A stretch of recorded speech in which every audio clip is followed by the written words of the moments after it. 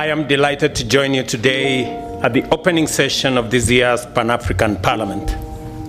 The Pan-African Parliament is a critical organ of the Africa Union, whose full institutional potential is going to become manifest as we rally to formulate effective and sustainable solutions to the tremendous cries confronting our people and humanity in general. This Parliament rises higher and goes further than the sum of its legislative, representative, and oversight mandate for Africa.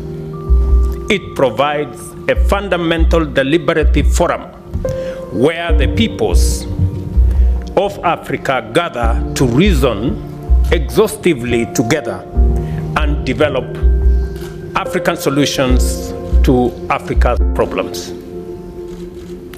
This assembly is the august crucible where the full range of African voices, the diversity of African ideas, and the variety of African insights interact and generate the principles and knowledge that we need to inform our endeavors to give present and future generations a prosperous and a secure Africa, together with a livable planet.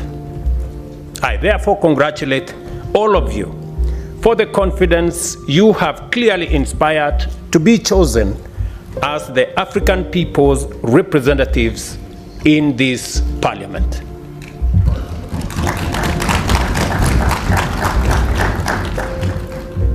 You take your seats in this House at a very critical time for Africa and the world. The world is presently confronted with a daunting array of multifaceted challenges, which range from the pandemic recovery to the existential threat of climate change.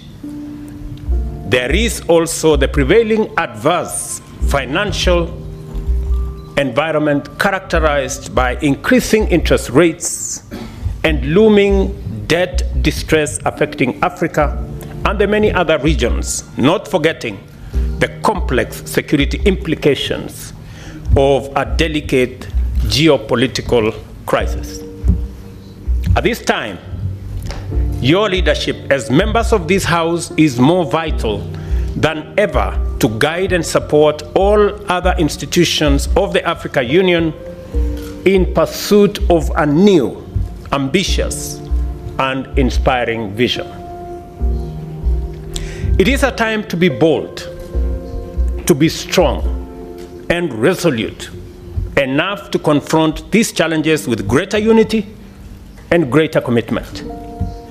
It is time to extend our forefathers' Pan-African dream into a brave new world in order to bequeath the people of Africa and our future generations a much better, more secure, and prosperous Africa that plays its role and makes its contribution in full to global affairs. And we must be bold because we are the continent of the future. We are the continent of young people, hungry for better life and a clear role in the world affairs. Unfortunately, however, the discursive profile of the continent has too often been focused on the challenges and the difficulties we face and the assistance we need in a way that depicts us as chronically subordinate, eternally vulnerable, and perpetually incapable. As a consequence, an emerging psychology of victimhood implicates both African and global leadership in a politics of pity and helplessness. It also denies the world's youngest continent, repository of unparalleled abundance, the agency to articulate appropriate solutions for its own problems and to offer its unique indispensable contribution on the broader global stage. I am persuaded that our generation of African leaders has the historic mandate to retire this unhelpful profile and in its place articulate a more accurate and compelling portrait of Africa that is both faithful to fact, yet also developmentally inspirational. Through this fundamental shift, we have the opportunity to empower and mobilize our people to drive transformation, attract investment, and inspire partnerships and collaborations across the world. I see a tremendously decisive role for yourselves as members of the Pan-African Parliament, since you represent the voices of Africans on all issues pertaining to every sphere and sector of individual and collective endeavor. Please don't let us down.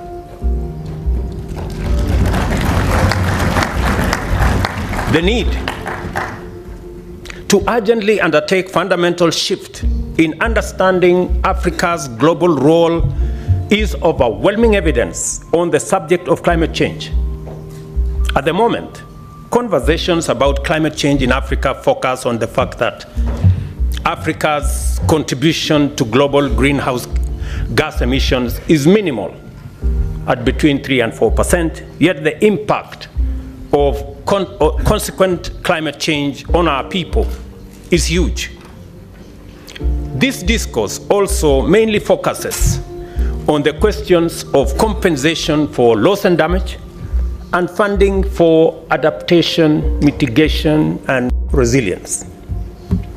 This focus on matters that are clearly urgent tend to dominate and obscure the equally imperative matter of radical economic transformation.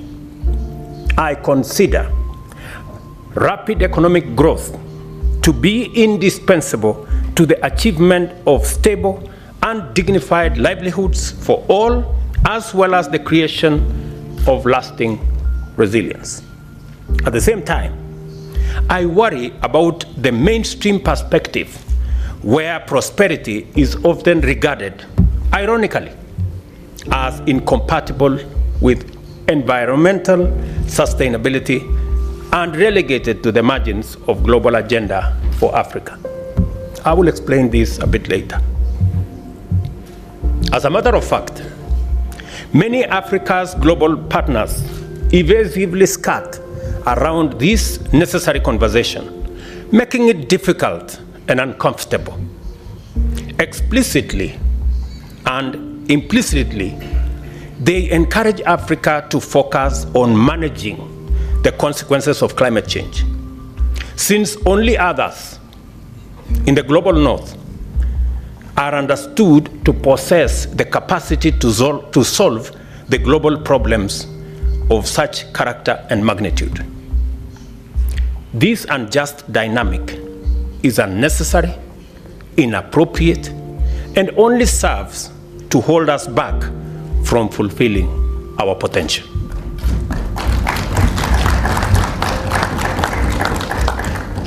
Good people, let me ask you, who said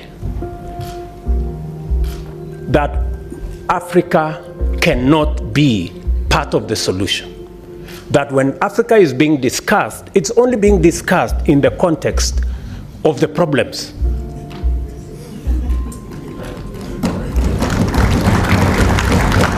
And our voices are limited to, oh no, you are victims of climate change. We will help you to manage situation. We will manage you to deal with adaptation. We will look for some little money for mitigation. We do not want to be in that corner.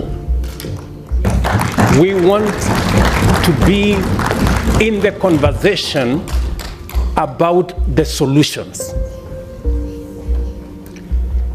And we have what it takes. And shortly, I will be proposing to you why I consider that, in fact, the reason why we have been in a circus for all these years, it's because we as Africans have not stepped forward with our capabilities to provide the solution to this challenge of climate change.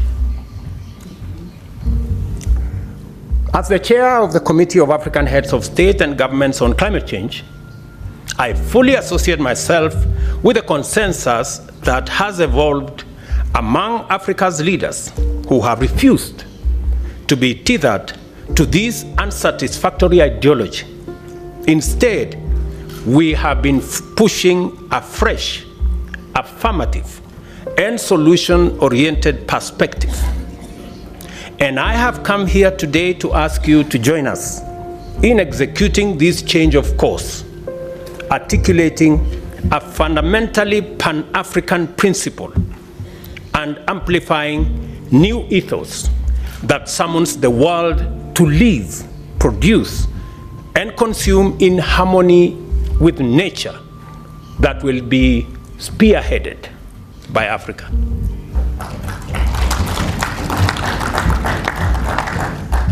The single most important priority commitment that will propel Africa to lasting security, sustainable stability, and shared prosperity is an opportunity-oriented focus on climate change.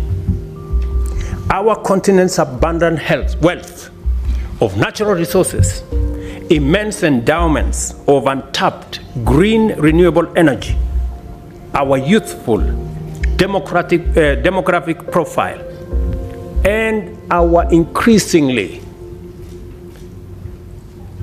enlarging market precisely constitute the fundamental elements required to mitigate and then reverse climate change while driving a new green industrial revolution. Africa's untapped renewable energy. Let me give you some numbers. Africa's untapped renewable energy potential is more than 50 times the world's cumulative demand by 2030. The continent's untapped solar, wind, and geothermal potential is rated as super abundant in most African countries, meaning the potential is over 1,000 times the current demand. Yet, nearly 600 million Africans lack access to electricity, while another 150 million have highly unreliable access, and a whopping 900 million Africans have no access to clean cooking energy. Just imagine the paradox that we are in the middle of plenty while living in scarcity. The primary cause of Africa's minimal investment in exploiting its abundant green energy potential is the lack of energy-intense anchor demand.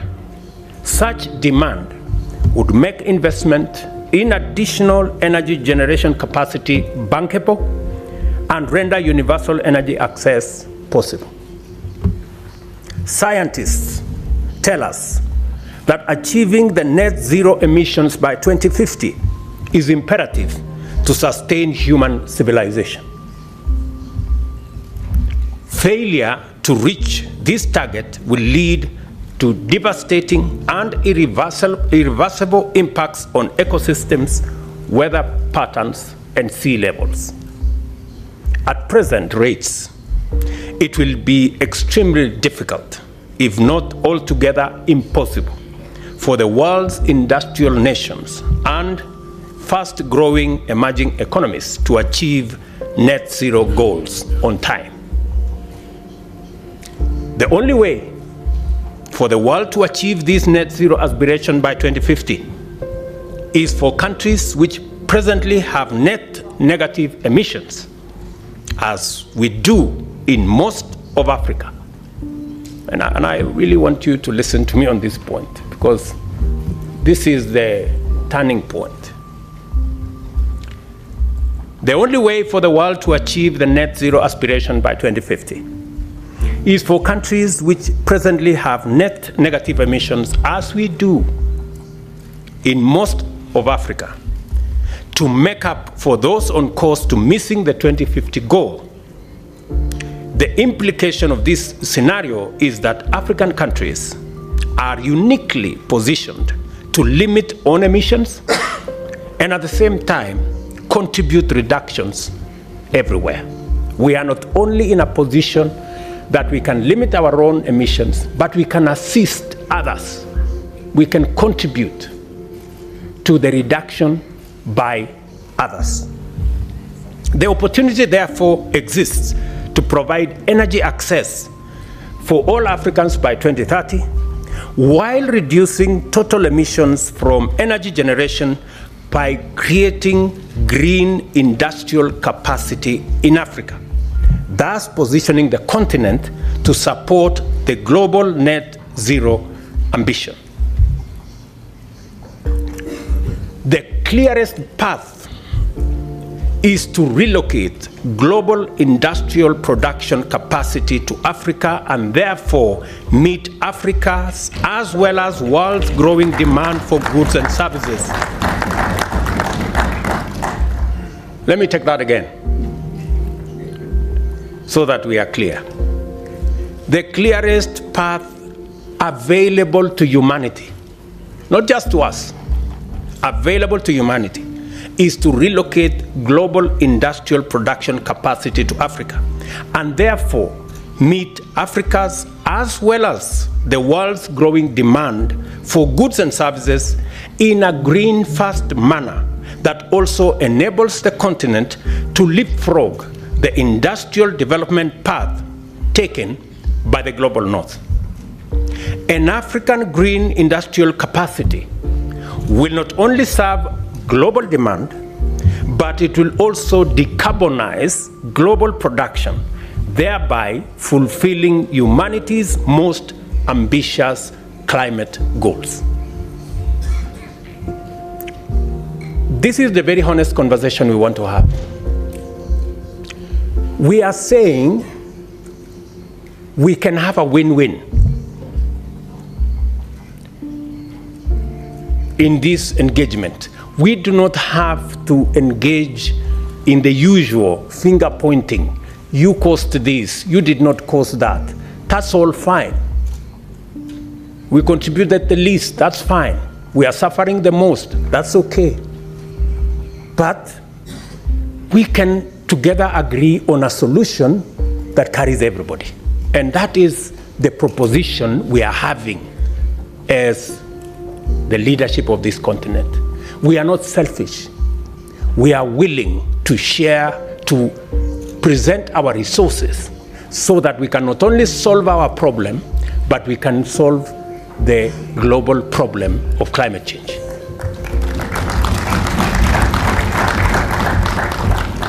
Let me tell you more.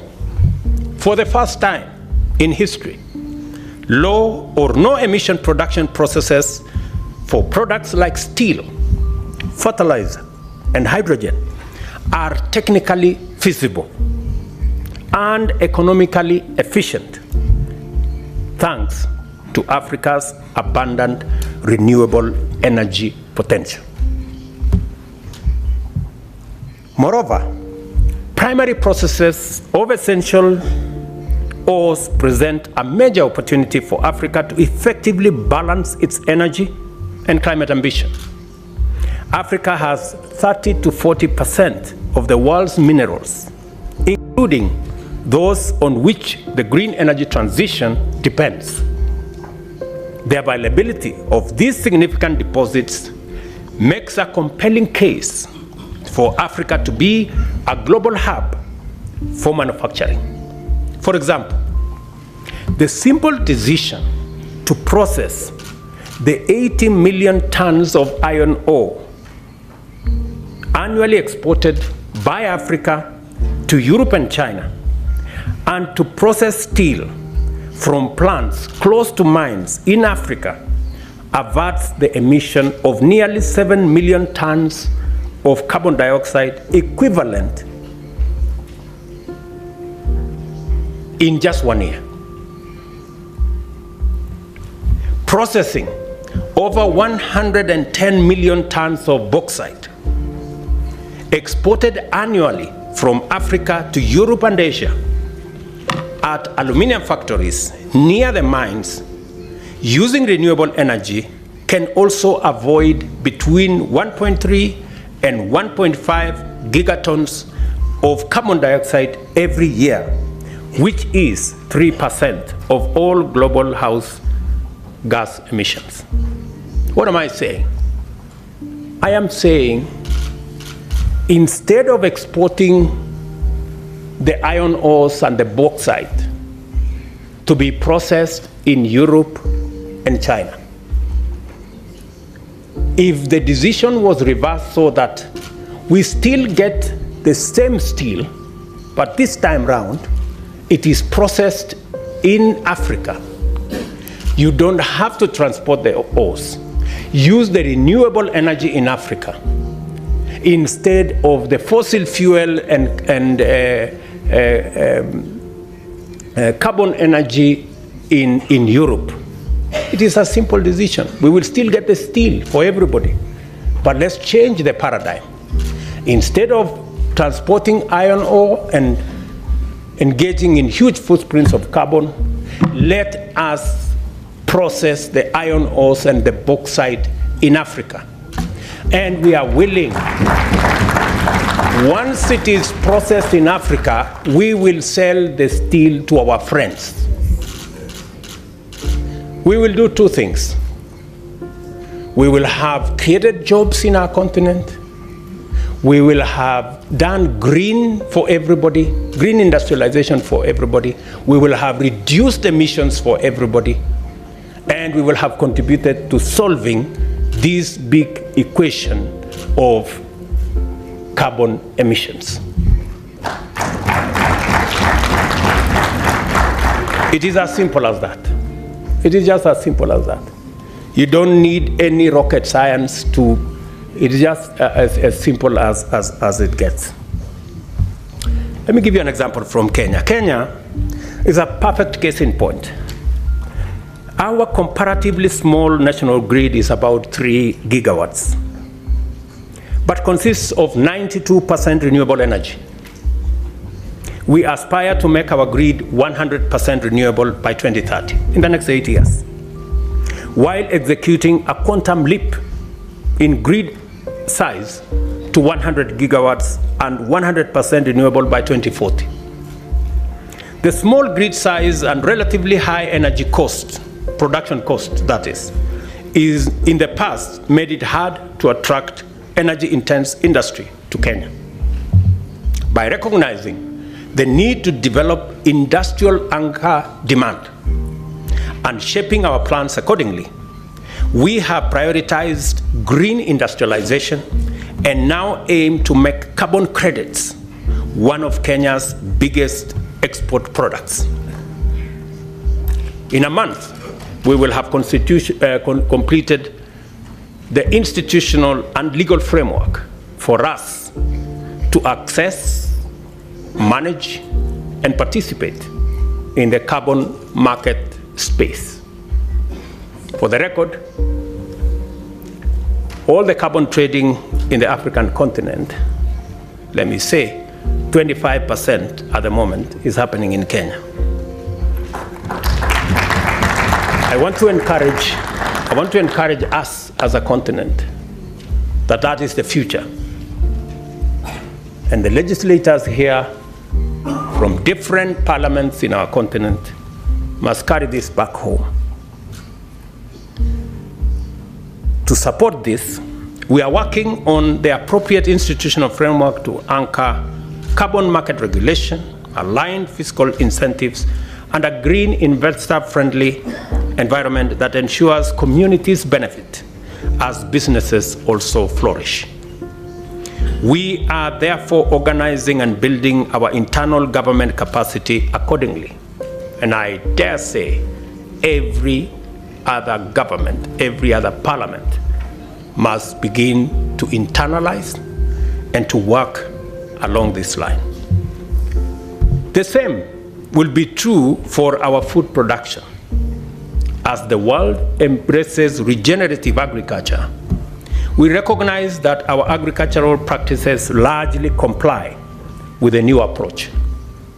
We must therefore commit to apply productive technologies driven by renewable energy, such as solar-powered irrigation, along with resilient seed varieties, to increase our yields, and farming in climate-smart ways to generate soil health and additional carbon revenues.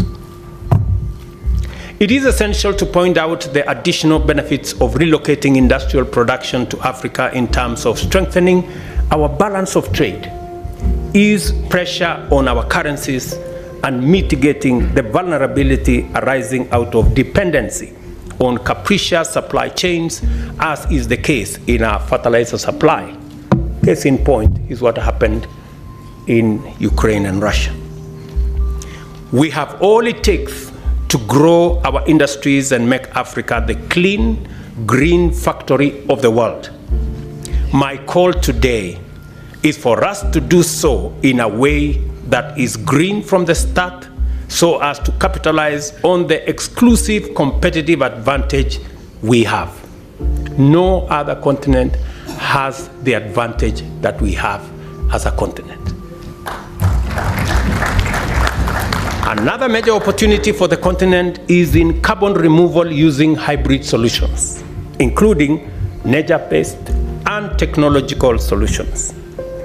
Our continent has the potential to remove over 300 million tons of CO2 per year through nature-based solutions such as landscape restoration, reforestation, and mangrove forest protection and expansion.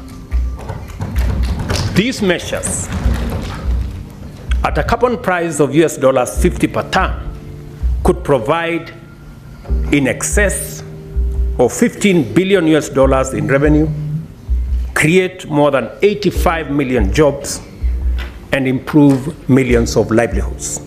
Of course, I am well aware that the prices we currently get on average are $5 per ton. It is unacceptably unfair given that everywhere else prices go up to between $100 and $200 per ton. That's the conversation we need to have. We need a carbon market that has integrity. And this way, we wouldn't be asking for money for debt. We wouldn't be asking for debt relief. We wouldn't be begging for grants and aid. We will be making a positive contribution to humanity and earning out of the assets of our continent. Regarding engineered solutions, Kenya startups are exploring the use of the Rift Valley geological formations for mineralized storage to replicate the success reported elsewhere in geologically comparable landscape, such as in the Iceland. If you can generate carbon credits in Iceland, we can also generate carbon credits from the fissures in the Rift Valley. Market and market access are issues of cardinal significance as we articulate growth strategies centered on green development opportunities in our continent. We must also establish enabling policies and regulations that foster incentives to make Africa an attractive destination for the growing pool of global capital seeking climate positive opportunities.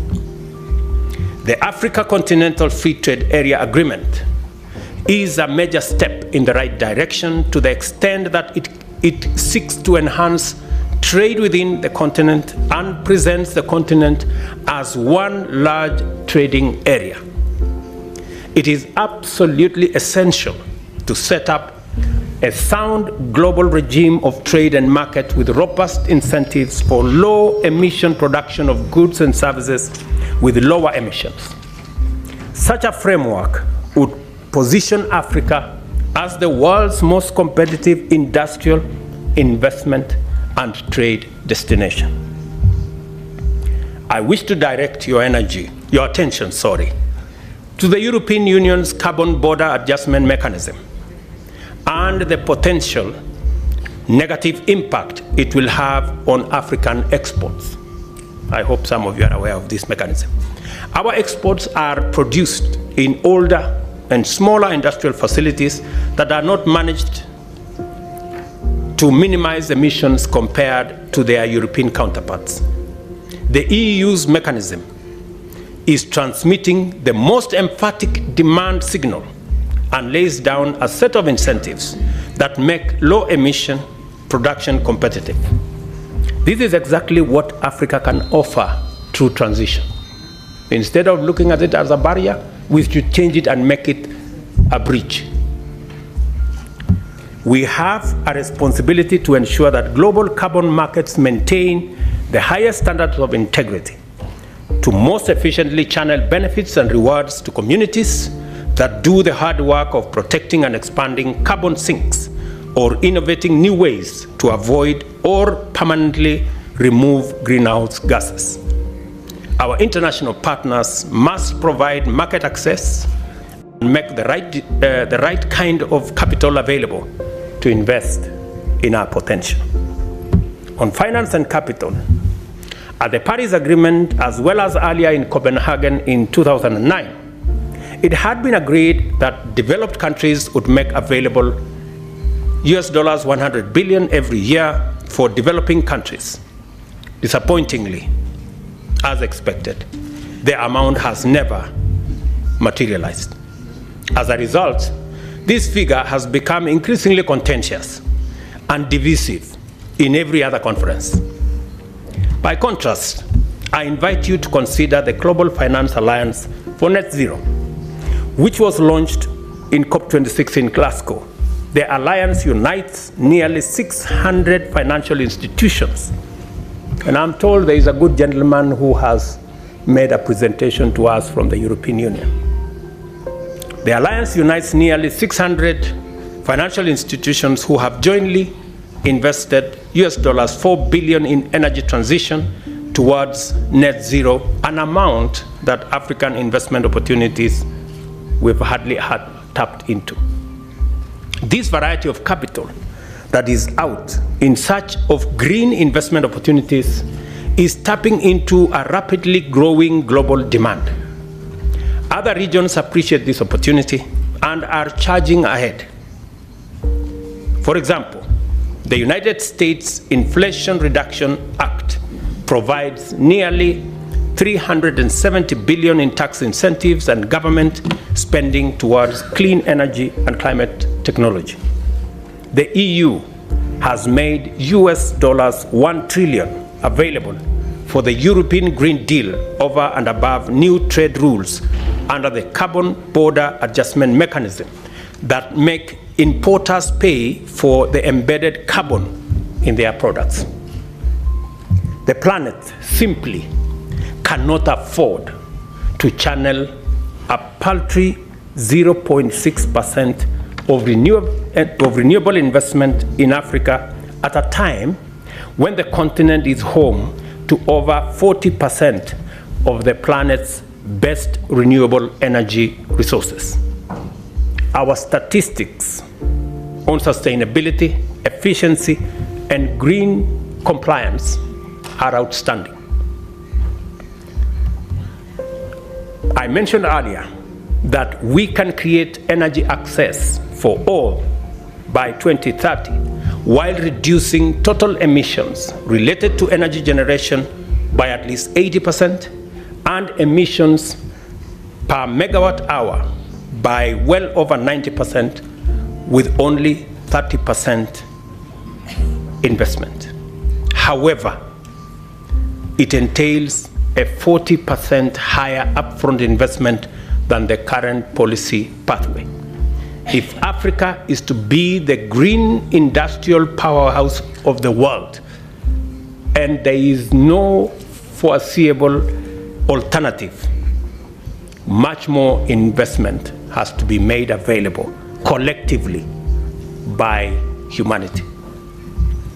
This position aligns very closely with the ongoing discussion in Bridgetown Initiative, which I am sure many of you are aware, whose principles, achievements, and aspirations we must applaud.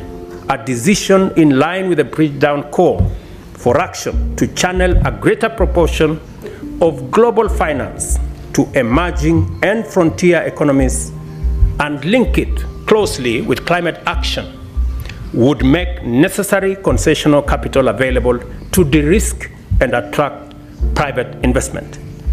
This is precisely the outcome that decades of economic distress and underdevelopment of the global South deserves and must have. Moreover, as the global financial reform movement considers debt restructuring, the sustainability of debt relief is a major shared concern. Many of the countries in debt distress benefited from debt relief according to the highly indebted poor countries in the 90s. It is clear, therefore, that debt relief did not automatically usher in significant economic growth.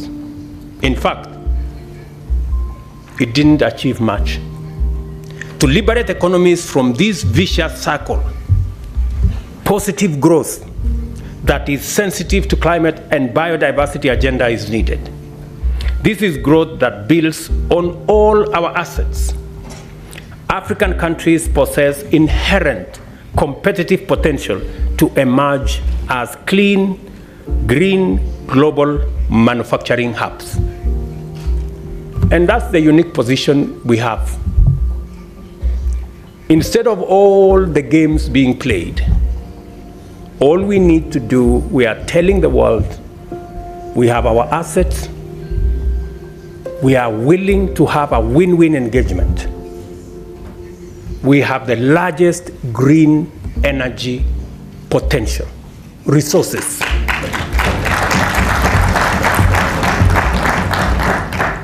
The world has no choice. We cannot continue the fossil fuel fired industrialization. It has to change.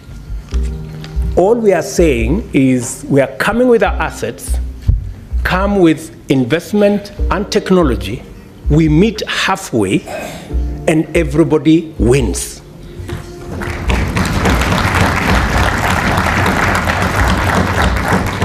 That's all we are saying. We are tired of complaining. We are tired of being victims. We want to be part of the solution. Don't consign Africa to the margins of problems and being victims and managing adaptation.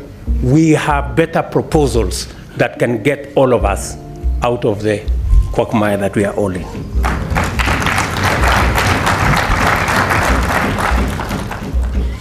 A critical growth opportunity that can be the starting point for our intentional efforts in pursuit of our aspiration is fiscal space arising from both debt restructuring and blended capital, combined with economic growth that increases tax revenues and positions African countries to invest more in adaptation and resilience.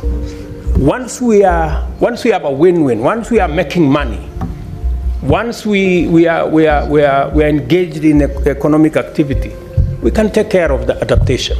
We can take care of resilience. Don't bring resilience into the equation to fool anybody that we are going to get anywhere with money for adaptation. You know, we are managing a problem. We want to be part of the solution. Don't consign us to managing a problem.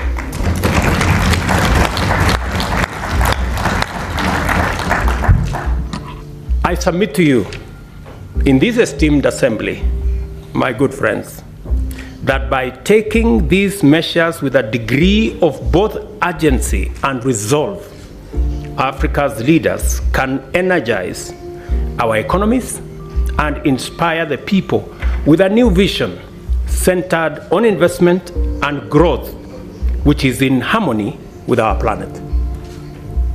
In doing so, our generation will have discharged a tremendous historic developmental mandate while realizing our common global ambition to arrest and ultimately reverse climate change.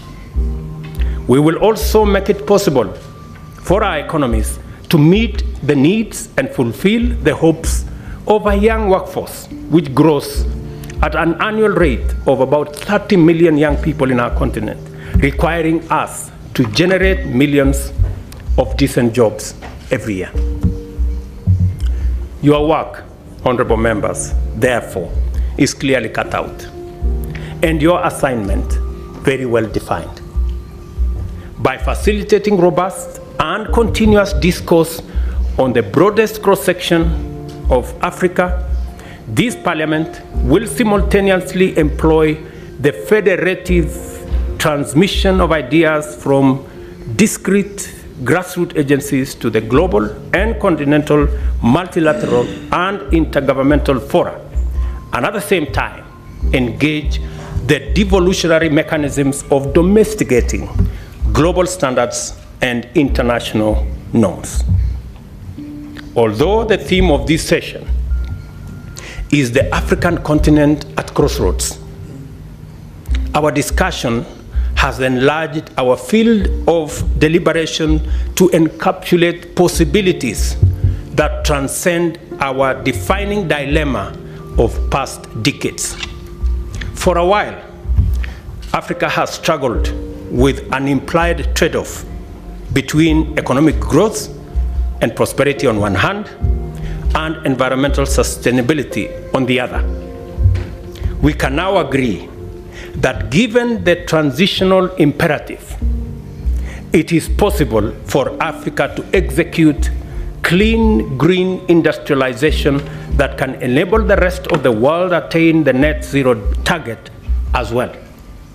We finally have the answer to the dilemma, and with it, our way out of the thematic crossroads.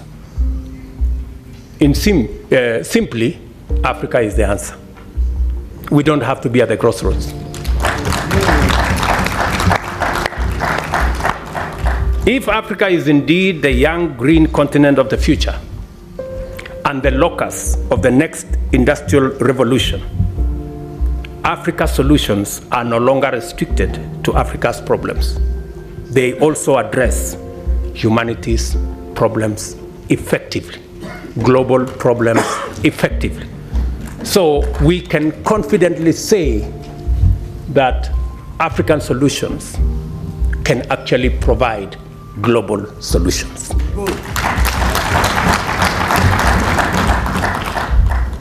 Aspirations often come with a problem of implementation. The concept paper contains a statement that I approved unreservedly. A sound policy framework should begin with formulation and end with implementation. But worldwide policy development is frequently prioritized without regard for performance. Our development partners tend to focus more on providing resources for policy development rather than implementing the policy. This situation has resulted in heaps of policy documents gathering clouds of dust on the shelves of government offices. As legislators, you are mandated not only to formulate law and policy, but also to rigorously oversee their implementation. To ensure that the African Union performs at the level of its aspirations, it will be necessary for you, as legislators, representatives, and overseers, to make sure that it empowers itself with sufficient capacity. Otherwise, African solutions, Agenda 2063, the African Continental Free Trade Area, and the young, clean, green continent of the future will remain a mere pipe dream. I want to persuade you. The power you enjoy today is delegated to you. The authority you enjoy today is delegated to you by the people of our continent.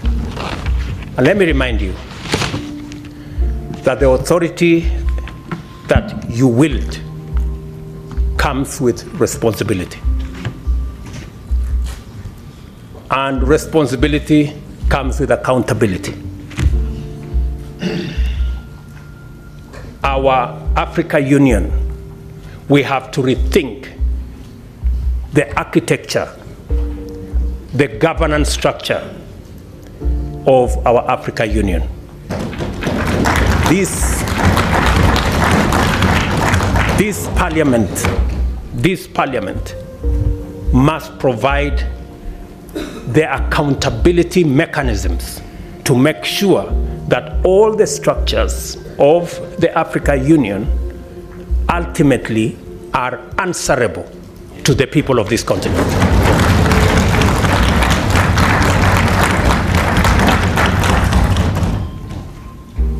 It is completely against the principles of accountability to have an impotent parliament.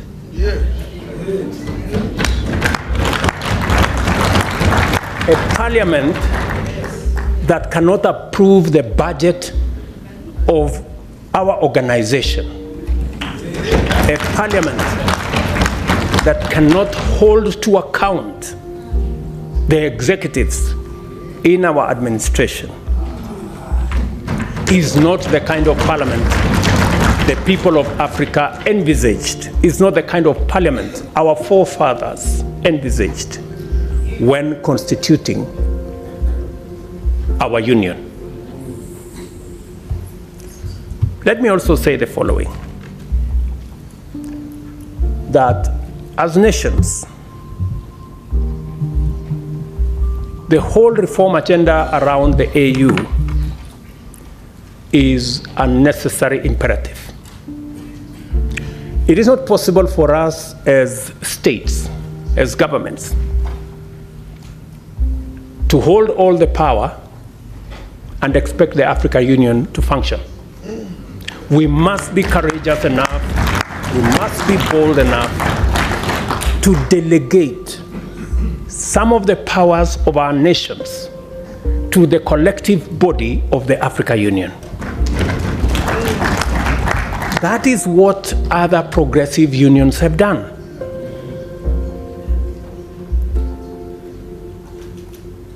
It is not possible for us to continue to engage with the rest of the world the way we are doing.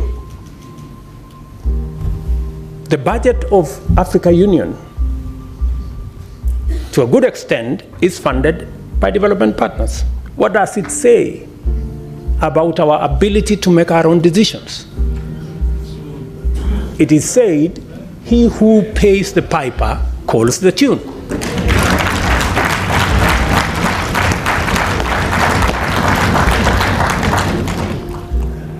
As things stand today, and I say this with tremendous respect, the Africa Commission Chair, the Africa Union Commission Chair, does not have what it takes to prosecute the agenda for our continent.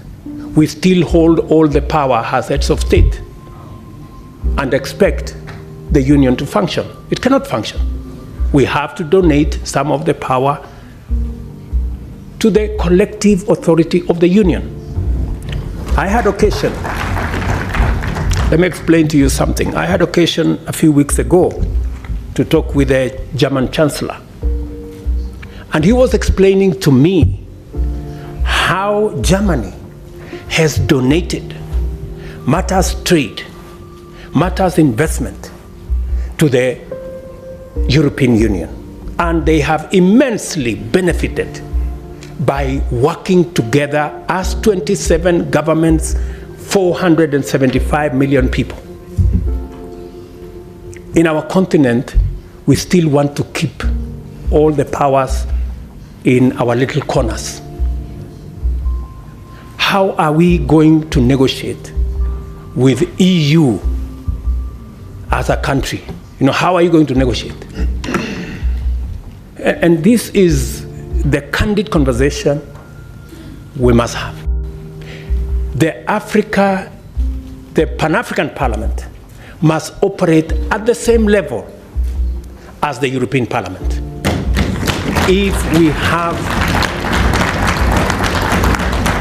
we have to engage with the European Union on a platform as equals, how does a country with 10, 20 million people engage with the European Union with 500 million people on equal footing? Is that a reality? You know, we just must be honest to ourselves. The globe is acting in concert. We cannot afford not to act together. Good people, this is my request to you. And our organization must begin to internalize accountability. If you want to wield power, if you want to wield authority, you must be ready to be held to account. Otherwise, you have no business. And the organization to hold the African Union to account is this Parliament.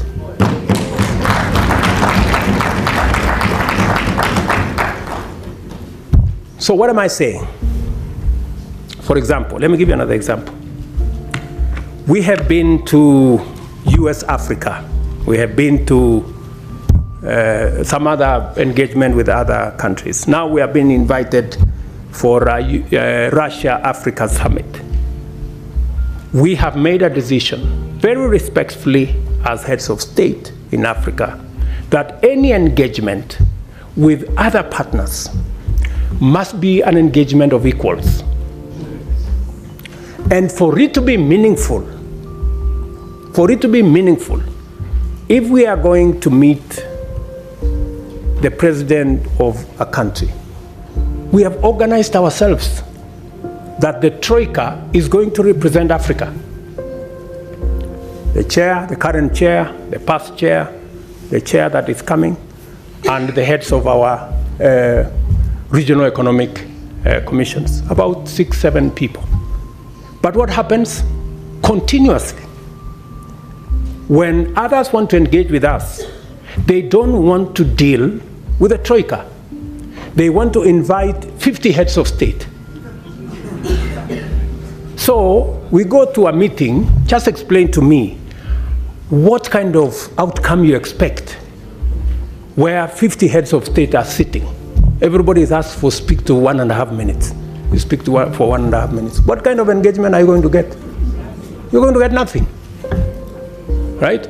The best that you get is photographs.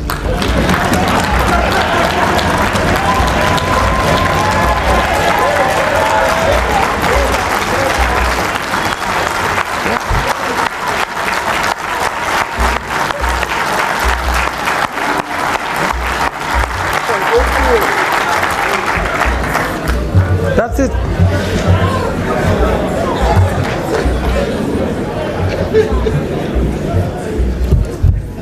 Precisely.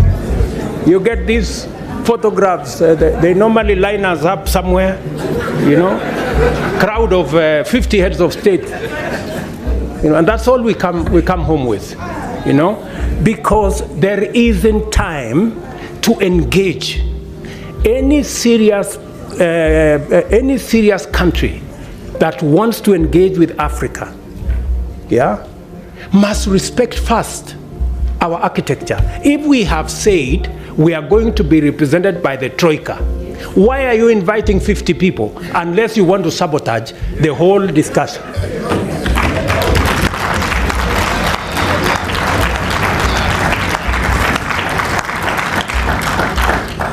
And if you can't respect our own rules, it is a sign of lack of goodwill. I mean, you must, so that when we engage, you know, if we have a smaller group of 5 people, then you can have a meaningful conversation. And we can have a meeting of equals. But here you are, you represent 200-300 million people, You have a guy here who represents 10 people, you have another guy who represents 10 million people, then that conversation becomes, and some of the time, you know, the most unfortunate thing is that some of the people who invite us to these meetings tell us, if you don't come, there will be consequences. So, all of us are forced to go to a meeting that has no meaningful outcome because of blackmail. This is not right, good people. You know, this is not okay, you know? So, I have written to my brother who was here the other day that this time round, any other invitation, it must respect the rules of our continent. We have said any meaningful engagement, anybody who wants us to take them seriously, they must first respect our architecture. If they want a fruitful engagement, they should engage our continent in a manner that we can effectively represent our people and we can effectively discharge our mandate and articulate our issues. Not in a crowd. We want to be effective. We want to engage. You know? So if you are one head of state and you want to engage all these people, surely, are you sincere?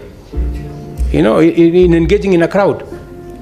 Because some of these good people, they want to avoid any commitments, you know? They want to avoid any meaningful engagement. They just want a baraza and okay, pictures, and then we go. Dinner, and then, I mean, good people. We have food in our countries, at least. We can eat at home.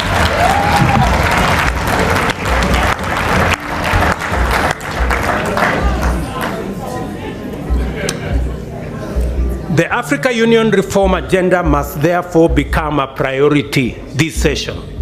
And you must, members of parliament, you must interrogate and conduct the process to ensure that structurally the roles of the Bureau, Summit, committees, regional caucuses, Secretariat, and Commission are rationalized to give Africa a fit-for-purpose continental governing body worth its name.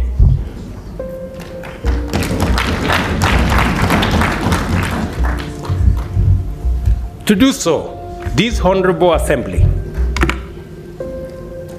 must urgently review the funding arrangements to ensure that Africa Union budgets are financed primarily by members and secondarily by external partners.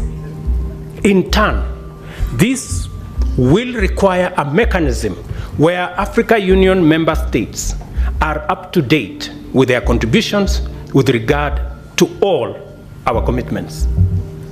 As matters stand, our most core mandates depend on the goodwill of development partners. Just imagine, including critical peace and security matters, that our own peace and security fund is funded by development partners more than is funded by us as heads of state and countries.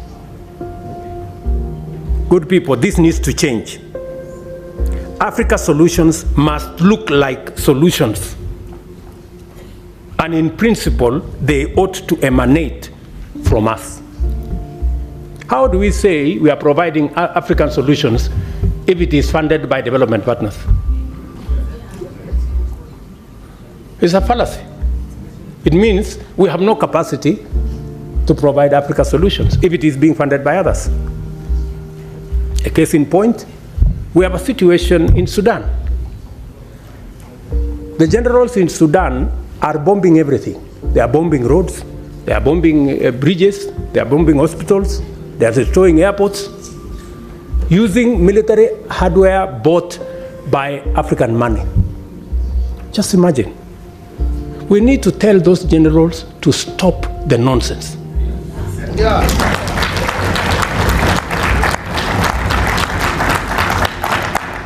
Military capacity is for fighting criminals and terrorists. It is not for fighting children and women and destroying our own infrastructure.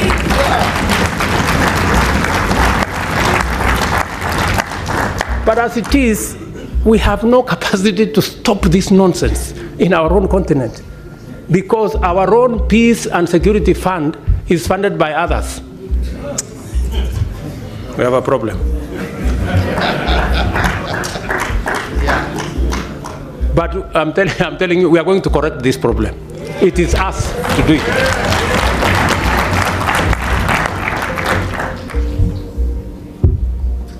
Let me also tell you that I think we're going to have a new, and we need your help. You know, we need your support. You must take up your role. You know, you must take up your role and make sure that our executive, the people running the Africa Union, are held to account.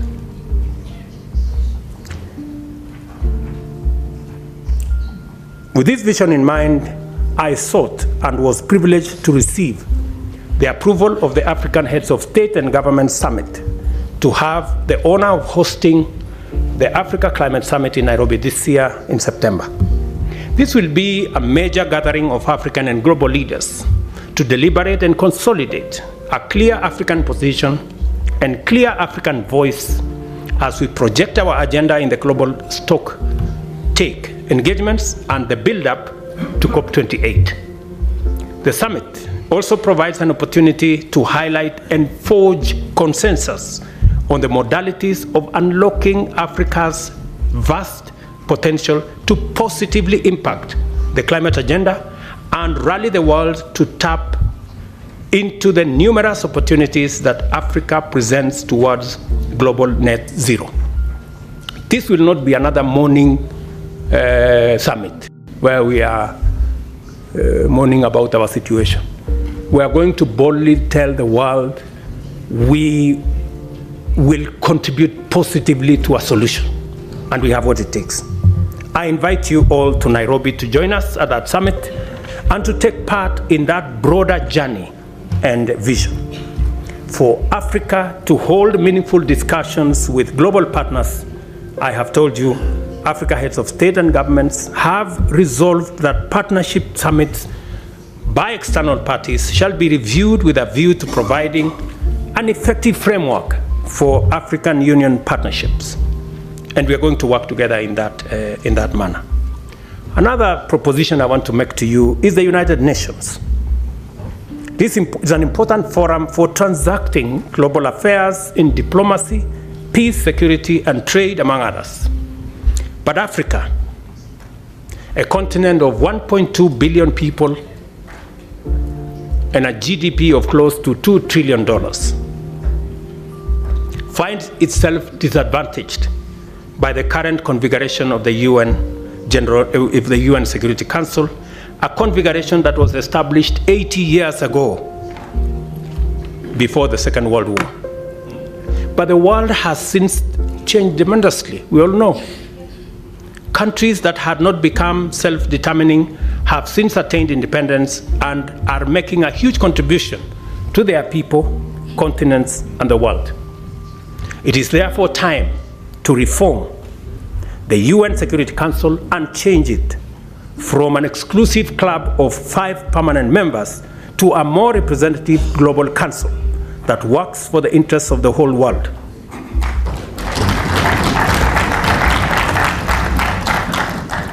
We have said Africa must have, at the minimum, 2 permanent seats at the Security Council. And by the way, we are being very modest.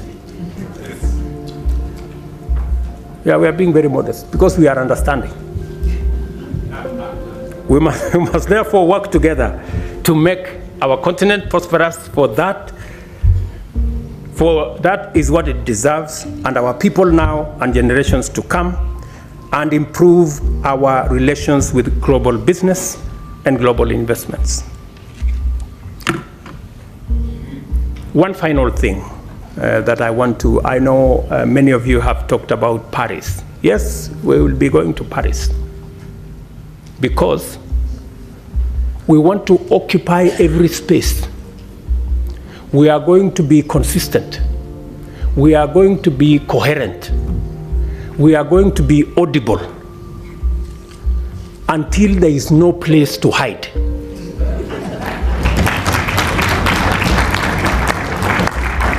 Yeah? Until the conferences are stopped. Otherwise, we will make them noisy, we will make them messy, and there will be consequences. If we are not heard, we are refusing to stay on the margins anymore. Yeah? We want to be at the table. Because we are told the risk of not being at the table is that you could be in the menu.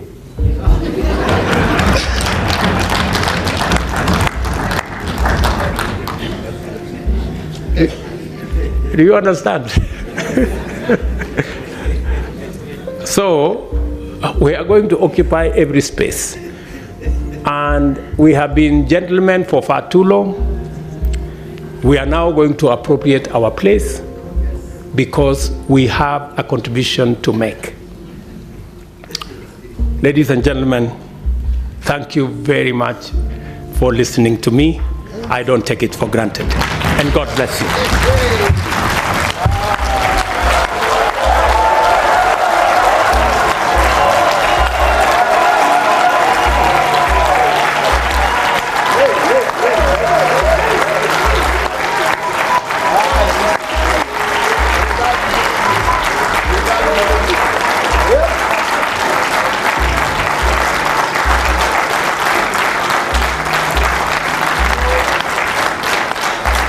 Thank you.